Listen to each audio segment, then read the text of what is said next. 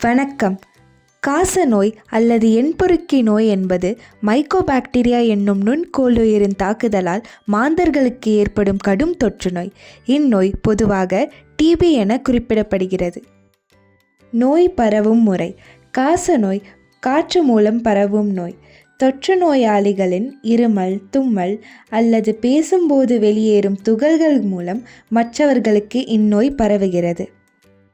காசநோயின் ஆபத்து காரணிகள்: ஊட்டச்சத்து குறைபாடு, எய்ட்ஸ், சிறுநீரக நோய், வயதானவர்கள் மற்றும் குழந்தைகள், பொதுவாக சர்க்கரை வியாதி என்று குறிப்பிடப்படும் நீரிழிவு நோய், புகைப்பிடித்தல்.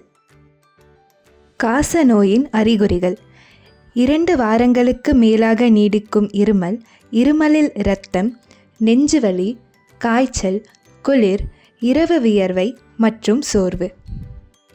காசநோயின் நிலைகள். காசநோய் 2 நிலைகளை கொண்டது: மறைந்திருக்கும் தொற்று மற்றும் செயலில் உள்ள நோய். மறைந்திருக்கும் தொற்றில் அறிகுறிகள் தென்படாது, நோய் தொற்றாது தீவிர காசநோய்க்கு முன்னேறலாம். செயலில் உள்ள தொற்றில் இருமல், மார்பு வலி மற்றும் சோர்வு இருக்கலாம். நோய் மற்றவர்களுக்கு பரவலாம்.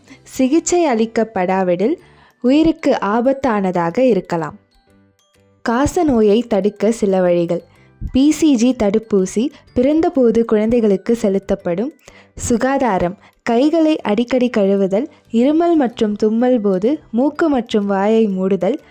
காற்றோட்டம்: வீடு மற்றும் பணியிடங்களில் நல்ல காற்றோட்டத்தை உறுதி செய்யுங்கள்.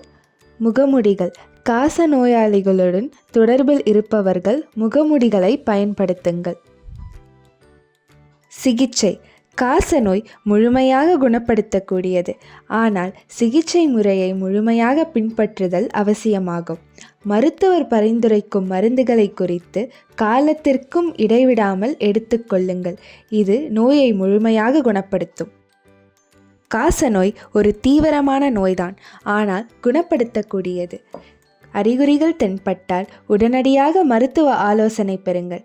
தடுத்தல் மற்றும் சரியான சிகிச்சை மூலம் நாம் காசநோயை கட்டுப்படுத்த முடியும். நன்றி.